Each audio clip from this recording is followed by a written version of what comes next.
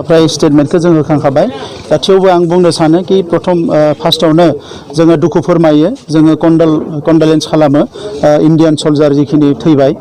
बिसोर बिथांमोननि सोरगोआरि जिउ सोलेरा सोरगोआव आलो गोजोनै थायो बिनि थाखाय जों आर'ज गाबो आरो नैबे समाव जोङो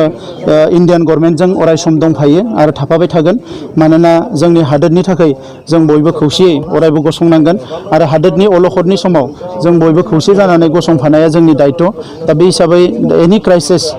जोङो सिगांनिफ्रायनो गसंबोदों आरो दाबो गसंगोन जे इन्डियानि थाखाय जों अरायसम भारत हादोरनि थाखाय जों अरायसम बिनि सिकिउरिटिनि थाखाय बा एनि निड्सनि थाखाय जों अरायसम गसंफागोन आरो बे समाव कन्डेम खालामो कि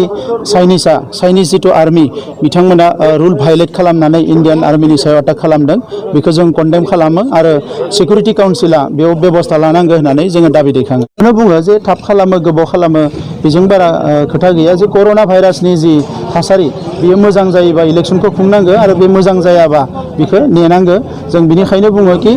बिनि सायाव सोनारनानैसो डिसिसन लानांगौ इलेक्सना गाबोन जानांगौ समफोर जानांगौ होननाय खोथा गैया जेब्ला जायो अब्लानो जागोन नाथाय कर'ना भाइरासखौ जाहाथे खुनु कमप्रमाइज खालामा बेखौ जों गभर्नमेन्टखौ खावलायो BPFनि दैदेनगिरिफोरनि थाखाय जादों माने हाग्रामा महिलारि आरो माखासे दैदेनगिरिफ्रा बिथांमोननि गाहाय थाखोनि दैदेनगिरिफोरखौ बारा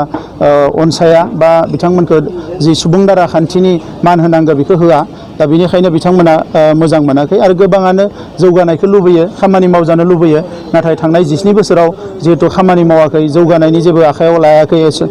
प्रजेक्ट बिनिखायनो बिथांमोना दिनै BPFखौ नागारनानै गुबुन दोलोआव लोब लोब हाबफैदों दा बे बिथांमोननिसो खोथा बियो रायजो राजायासो बेखौ थिग खालामगोन सोरहा 26 देरहागोन सोरहा 2-3 देरहागोन बेखौ माने रायजो राजायासो थिग खालामगोन ओंखायनो सोरबाया गणतन्त्रआव जेब्लासिम इलेक्सन रिजाल्ट ओंखारा बे बुंनो हाया कि आंहा 26 देरहागोन आंहा 30 देरहागोन ओंखायनो पिपुल्स जि मेन्डेट मानसिफोरनि जि मतामत बेखौ बेबायदि मिसलिड सोरबा खालामबोबा बे गोरोन्थि जागोन आरो बेवहाय जोङो लुबैयो कि बेबो बयबो बेखौ नेनांगौ आरो रायजो राजानि थाखाय खामानि मावनांगौ अब्लानो रायजो राजाया जायखौ मोजां मोनो बिनिनो भट होगोन